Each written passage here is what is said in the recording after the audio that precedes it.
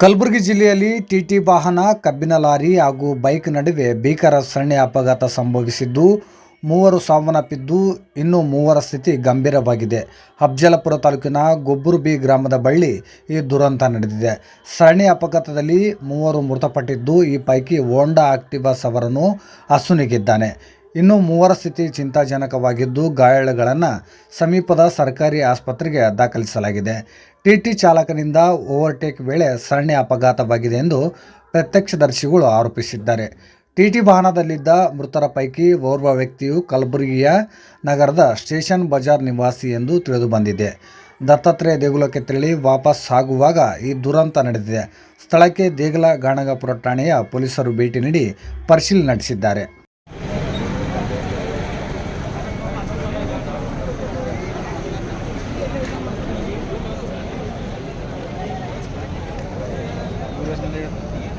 ಅವರು ಇಬ್ಬರ ಸದ್ಯಕ್ಕೆ ನಾವು